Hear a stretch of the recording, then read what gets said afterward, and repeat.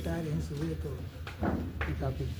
मैं तो state government को ना फाइनेंस हम सभी इसी महानगर से हैं। आदरणीय देवेंद्र अस्थाना जी हमको भूल रहे होंगे। मैं 90 से A ब्लॉक में इंदिरा नगर में कन्वेंशन सेंटर के सामने रहा। वीर हकीकत शाखा सरस्वती शिशु मंदिर की हम लोग अक्सर मिलते थे तब से। आज सौभाग्य है आपका सानिध्य। और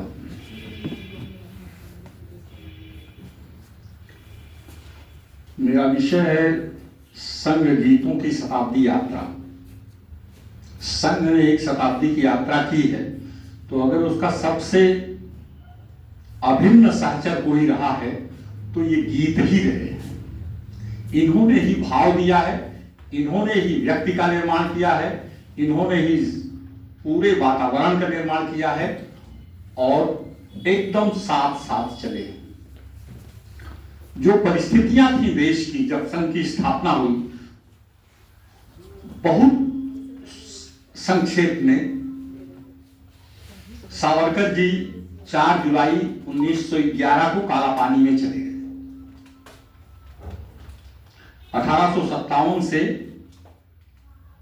स्वतंत्रता संग्राम का अंत हो गया सावरकर जी के जाने के बाद, और 1915 में गांधी जी अफ्रीका से लाए गए और स्वतंत्रता आंदोलन शुरू हुआ। अब आप संग्राम के जज्बे और जिजीविषा और आंदोलन की बेईमानी दोनों का अवलोकन कीजिए अपने मन में। जब तक भारत के स्वतंत्रता संग्राम के इतिहास में स्वतंत्रता संग्राम और स्वतंत्रता आंदोलन दोनों को और दोनों के नायकों को अलग करके नहीं पढ़ेंगे आप, तब तक समाज भ्रम में रहेगा। इतना गड्ढम गड्ढ कर दिया गया है, इतना लीपापोती कर दिया गया है। जो एक दिल संग्राम में नहीं थे, जो संग्राम के विरोधी थे, उनको सेनानी कहा जाता है। स्वतंत्रता 1300 साल की गुलामी में देश अवसाद में चला गया था। एक फोरम बना, उसमें सारे विचारधारा के लोग आ गए। डॉक्टर केशव बलिराम हेडगेवार 1989 में पैदा हुए थे और कलकत्ता से MBBS थे उस समय। बहुत सारे अधम विद्वान जो है, जो कभी नहीं पढ़े लिखे होंगे या कुछ इधर उधर पढ़े होंगे, वो कहते संघ वाले अनपढ़। एक उस समय का, आज के 100 साल 150 साल पहले का व्यक्ति जिसने MBBS किया हो और जिसने जिस संगठन की स्थापना किया हो, उसमें कितने, और हमारे हर संचालक प्रोफेसर रज्जू भैया, वो हमारे विश्वविद्यालय में, प्रयाग विश्वविद्यालय में फिजिक्स के हेड ऑफ डिपार्टमेंट, और वहां से लौट के आए थे भाभा से। एक से एक विद्वान उस अवसाद में गए देश को। 1920 में तिलक जी के न रहने पर एक ऐसी परिस्थिति पैदा हुई इस देश में, मोपेला दंगा को लेकर के, कि डॉक्टर केशव बलिराम हेडगेवार को कांग्रेस छोड़नी पड़ी। और उनसे जब पत्रकारों ने पूछा कि अब आप क्या करेंगे, तो उन्होंने कहा मैं एक ऐसे संगठन का निर्माण करूंगा जिसका मुखापेक्षी पूरा विश्व होगा। हो सकता है सब इधर उधर हो, चाहे इसमें मुझे 100 साल लग जाए। अब चाहे 100, आज हम 100 साल में बैठे हुए हैं, चाहे इसमें मुझे 100 साल लग जाए, मुखापेक्षी पूरा विश्व होगा। आज भारत ने घोषित कर दिया वहां की वर्ल्ड ट्रेड सेंटर की सदस्यता हम छोड़ देंगे, हम किसी की अधीनता नहीं स्वीकार करेंगे, चाहे जितना बड़ा देश हो, चाहे मुझे इसमें 100 साल लग जाए। तो उस संगठन को जो उन्होंने 1925 में बनाया, जिसका मुखापेक्षी पूरा विश्व होगा कह करके, उसके लिए उसका भाव क्या था, और जो उसके भाव थे, जो शौर्य, पुरुषार्थ, संकल्प, राष्ट्र प्रेम, राष्ट्र के भविष्य को लेकर के संकल्पना उनके मन में रही होगी। गीतों का निर्माण भी उसी भाव में संघ के लिए हुआ। यद्यपि हर संगठन जो कुछ करने के लिए निकलता है, वो गीतों को माध्यम बनाता है। हर संगठन का कोई ना कोई गीत होता है, आजाद हिंद फौज का भी था, कदम कदम बढ़ाए जा खुशी की प्रीत गए। और इसी तरह से जितने भी अच्छे खराब काम करने वाले सब संगठन हैं, सबका कोई ना कोई गीत होता है।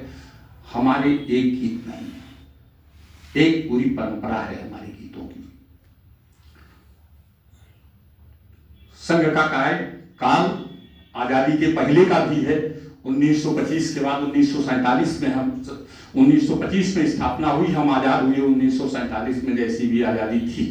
तो आजादी के पहले के भी गीत हैं हमारे, आजादी के बाद के हैं, और आज 2014 के बाद के जो गीत हैं हमारे, सबका साथ सबका विकास और देश का इतना त्वरित विकास को लेकर के सबके भाव बदलते रहे हैं, और हमारे भिन्न भिन्न तरह के गीत हैं। 1925 से तो और गीत बाद में आए होंगे, लेकिन वंदे मातरम हमारा 1963 का रचित बंकिम बाबू का 1863 का 1882 में आनंद मठ में आया। रविन्द्रनाथ टैगोर जी ने इसको स्वर दिया और सबसे अधिक प्रचार किया इसका। और निश्चित रूप से 1925 से संघ के हर स्वयंसेवक के मुंह पर पहले वंदे मातरम ही रहा होगा, और उस तरह के गीत रहे होंगे। हमारा जो संघ की प्रार्थना है, नमस्ते सदा वत्सले मातृभूमि, नारायण हरिहर भिड़े जी ने इसको 1940 में लिखा, और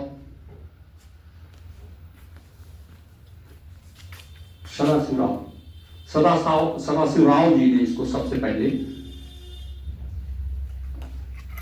नागपुर के एक वर्ग, संघ के वर्ग में गाया, और फिर इसको संघ की प्रार्थना के रूप में स्वीकार किया गया।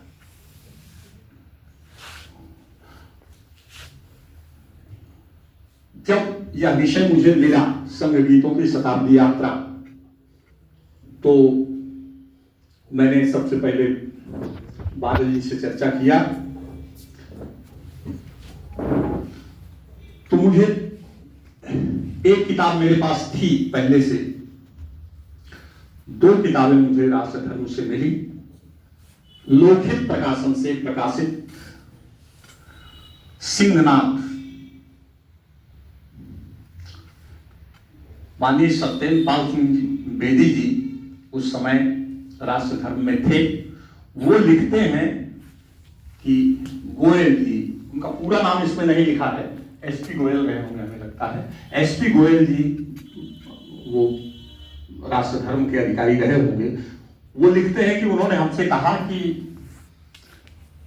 ऐसे गीतों का संकलन किया जाए जो आजादी के पहले के हैं, और इसके लिए उन्होंने मुझसे कहा कि आप वीरेश्वर जी की, माननीय वीरेश्वर जी की वो ले सकते, सहायता ले सकते हैं।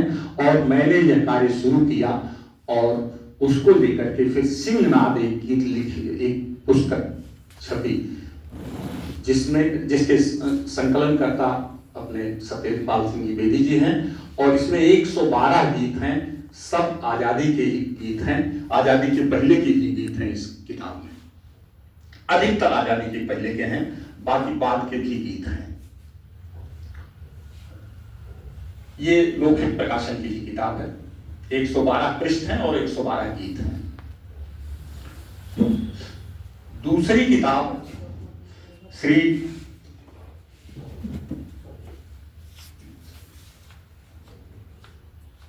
राष्ट्र साधना के स्वर संकलन करता है ईश्वर चंद्र गुप्त जी, ईश्वर चंद्र गुप्ता जी। ये दिल्ली के डायमंड पॉकेट बुक्स से प्रकाशित है, और इसका 7वां संस्करण हमको मिला है।